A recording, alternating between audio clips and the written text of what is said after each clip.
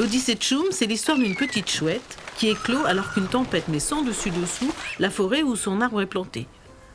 Elle va partir à la recherche d'une maman avec le second œuf de la nichée, qui n'est autre que Spouik, son petit frère.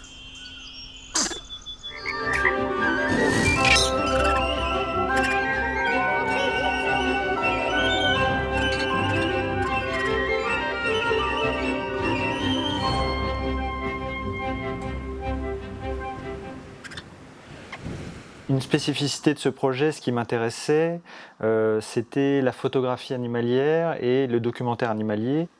Souvent, quand on regarde la photographie animalière, c'est vraiment des portraits d'animaux, ça devient des personnes. On est dans un style semi-réaliste.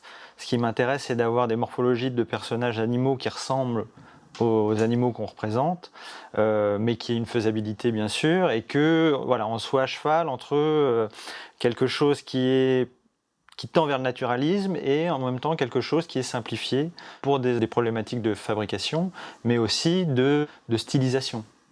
J'ai des références vidéo, par exemple une chouette qui prend son bain et comment elle s'ébroue, ça se travaille vraiment à l'image. On peut passer vraiment à 24 dessins par seconde pour vraiment représenter au mieux cet effet de vibration des plumes. Il me semble important de revenir à la source de ce qu'on représente, c'est-à-dire d'aller essayer de puiser dans le réel une matière qui puisse sonner juste en fait et puis être vraisemblable. Et à côté de ça, en fait, quand on prend en référence un hamster pour animer une chouette, en termes de modèle, ça n'aura aucune utilité, mais par contre, en termes d'hésitation, de poussée, de rythme, ça c'est très précieux.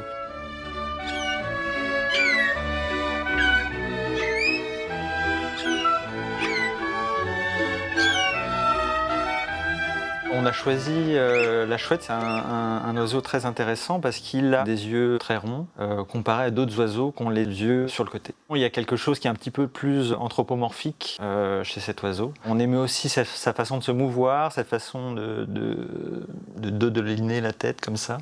Ce qu'on voulait faire, en fait, on voulait des animaux qui soient très expressifs en termes de gestuels, de façon de se mouvoir, dans le regard aussi, de façon à ce qu'on puisse les rendre vivants et les mettre dans l'échange, en fait, sans avoir besoin de mettre de dialogue sur leur expression.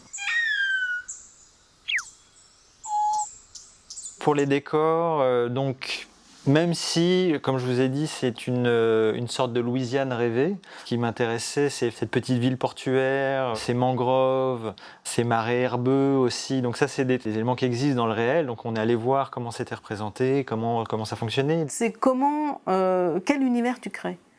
Et l'univers, c'est qu'est-ce que tu racontes, quel personnage tu utilises, etc. Mais c'est aussi la géographie du territoire, puisque surtout dans une histoire comme ça, qui est liée au parcours de personnages, c'est fondamental. Des éléments comme par exemple les racines du palétuvier peuvent devenir un obstacle pour échapper au crocodile. Donc du coup, ça redevient un élément qui sert la narration.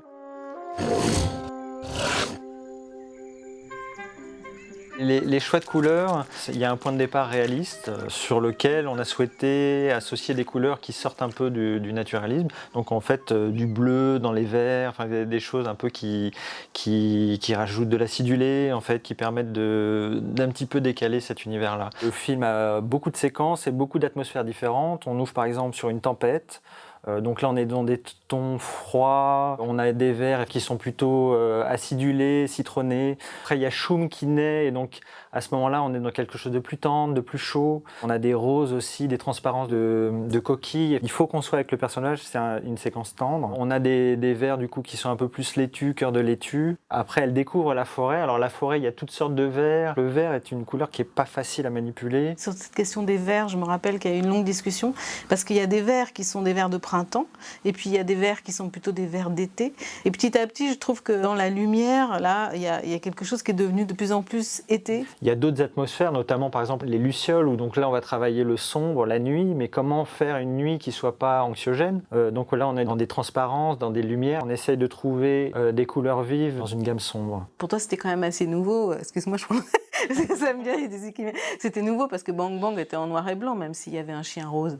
Alors effectivement, Bang Bang était en noir et blanc, mais par contre, en fait, en termes d'approche de lumière, c'était le même principe, c'est-à-dire pas de contour, des personnages qui sont dans leur espace, qu'ils traversent et donc qui sont complètement intégrés, enfin en tout cas que j'essaye qu'ils soient le mieux intégrés possible.